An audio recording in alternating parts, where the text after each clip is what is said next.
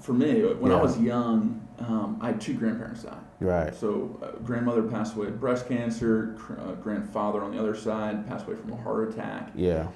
And I remember being young and really, loving my grandparents and spending a lot of time with them, and they weren't there anymore. Right, and I remember it being explained to me like, oh, they're going to heaven, you'll be with them again someday. And I was like, why can't I just go visit heaven now? Well, it doesn't work that way, there's this death thing.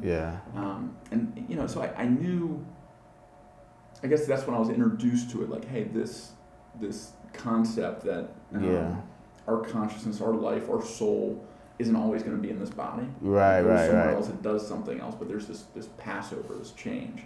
Right. And then when I was in college, I was playing club soccer at Georgia. Yeah. And I was playing defense, and one of the opponent's wingers came down the side of the field, crossed the ball in. I jumped up, I tried to head it out, and I was successful in heading it out. But at the same time, the striker from the other team came and tried to score it.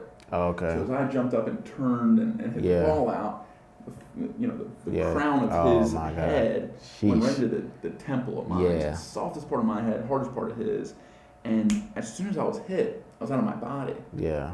So I see, this body get hit and start to fall and go towards the ground, but I'm still in the air. Yeah. And I'm telling you, it was the weirdest thing that ever happened, because time stood basically still. It took an eternity for me to fall and hit the ground. And in all that time, I could see the whole field, I could see the whole world. I started seeing flashes of things that happened already in my life, flashes of things that hadn't happened yet that I didn't really recognize. And I remember hearing this voice, not yet. As soon as I hit the ground, I was back in my body. Suffered a major concussion. I bounced back up on my feet. My eyes were shaking. They rolled back.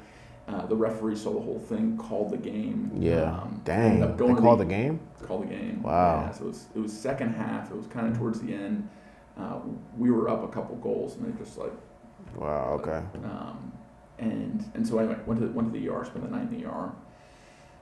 3 days. I couldn't read anything. I couldn't watch any TV. Anytime I sat up, I was throwing up. Like I was messed up. And it took me a while to kind of like figure out what had happened to me, like what an out of body experience was. Right. And what really changed things for me and changed the way I looked at death is the very next semester I took a class called History of Death and Dying. Yeah. Oh, okay. So. And our first assignment was to read 100 obituaries. Ooh. And then write our own. That's crazy. It was an awesome experience because not only had I had this kind of near-death experience or at least grappling with my mortality, I could have died on that field, major head injury. Right. But I got to look at these people that had lived 80 years or lived 30 years and what they had done with their life and what had gotten put into that obituary and what they survived by and all this stuff. And I started thinking about, at the end of this one shot that I have, what do I want said about me? And so it almost turned into like a goal setting exercise. That's interesting. Before this thing that is inevitable happens to me, here's what I want to take a crack at. It was really powerful, and so you bringing up that death motivates. You got to do the most with the time that you have here. It not only does it resonate with me, but I think it resonates with a lot of people that are really lit on fire about something. And I think that people that aren't, that are kind of avoiding that death, just kind of mosey along, and so, and I think too is also so now as you said, like I remember a time that I think what switched, and it was so early in my life that like I think around when I was like 4 years old, my dad's dad had passed away, and I was brought to like the funeral, and I'm at 4 years old. I've never even understood like the concept of death at that point, but my parents always tell me like I was asking so many questions, like it was an open casket, like where's the rest of this? Is this body down there? Like like what? I was asking a bunch of questions, and I think since then, I've always like I got to see it at an early age, kind of, and like I don't know, I feel like it's kind of helped me. Conceptualize what it is and know it's a real thing and not even be scared of it. So since you're not scared of it, like, hey, let's do everything we can every day that you live. You know what I'm saying? because it is inevitable. You know, what are you gonna do? Have you you gonna sit back? Yeah. Have you heard of David Goggins? David Goggins, I know Walter Goggins, but yeah, David Goggins.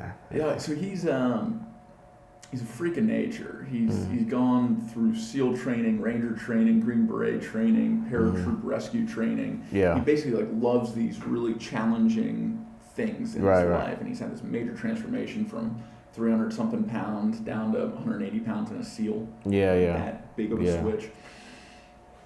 I was listening to an interview of his, and he brought up that his biggest fear and potential regret is dying, going to the pearly gates and having St. Peter look at him and say, this is everything you could have been.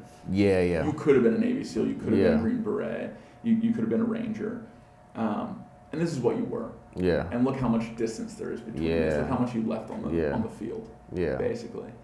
And when he said that, it gave me goosebumps. But it gave me goosebumps because that's my biggest fear. Like I feel like I've been given the potential, and all of us have been given such a huge opportunity in life. Because you can't control what family you're born into. You can't control what kind of resources you get access to when you're young.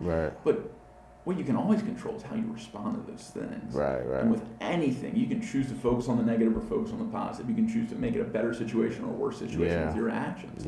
And so hearing that, grappling with, okay, there are other people that feel this way about unrealized potential.